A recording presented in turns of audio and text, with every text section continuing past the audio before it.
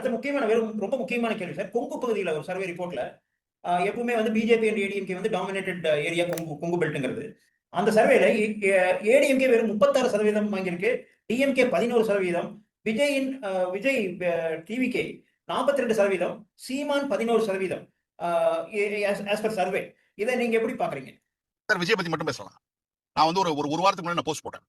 தொண்டாமத்தூர் மாதிரியான தொகுதியிலேயே ADMK struggling, Coimbatore சவுத்ல பிஜேபி ஸ்ட்ரகிளிங் சொல்லும்போது பயங்கரமா கோவப்பட்டாங்க மக்கள்லாம். நீங்க வந்து விஜய் கிட்ட இது பண்ணிட்டீங்க. நான் விஜய் கட்சியில யாருமே சந்திச்சு கூட கிடையாது. எனக்கு யாருமே தெரியும் தெரியாது. அவங்க கட்சியில் யார் இருக்காங்க கூட தெரியாது. உண்மையை சொல்றேன். ஏப்ரல் மாசம் தொண்டாமத்தூர்ல 11% இருந்தது. 30% மேல ஜூன் மாசம் 3rd வீக்ல ரிசல்ட் வருது.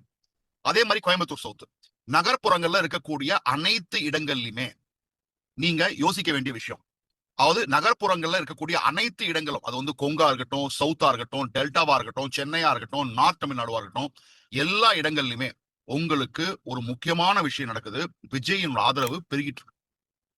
அதனுடைய ரிஃப்ளெக்ஷன் தான் உங்களுக்கு இங்க பாக்குறீங்க.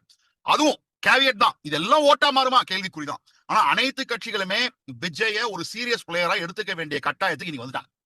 எடுத்துக்கலன்னா it be a problem for everybody. Okay, இது ரொம்ப முக்கியமான நம்பர் சார். திமுக வந்து 11%, சீமான் 11%. அதாவது திமுகவும் சீமானும் ஆல்மோஸ்ட் ஈக்குவலா வந்துட்டாங்க இந்த பகுதிக்கு. அதை எப்படி பாக்குறீங்க நீங்க? இல்ல சார், சீமான் வந்து எனக்கு தெரிஞ்சு 4-5% மேல வாங்க மாட்டேன் தமிழ்நாடு முழுவதும். திராவிட முன்னேற்ற கழகத்தை இவ்வளவு மோசமெல்லாம் போகாது. ஓகே, திராவிட முன்னேற்ற கழகம் இஸ் இந்த ரேஸ். எங்களோட சர்வே படி இட் இஸ் இந்த race. AIADMK BJP is also இந்த ரேஸ். பட் ஒன்னே ஒன்னு எடுத்துக்கோங்க. இன்ஃபேக்ட் நான் ஒரு 1 இயர் முன்னாடி அண்ணாமலையோட ஒரு வாட்டி டிஸ்கஸ் பண்ணிட்டேன். மும்முனை போட்டியா இருந்ததுன்னா என்றைக்குமே பாரதிய ஜனதா கட்சிக்கு நகர்ப்புற இடங்கள்ல வாய்ப்புகள் அதிகமா இருக்கு. அதை வச்சுக்கோங்க.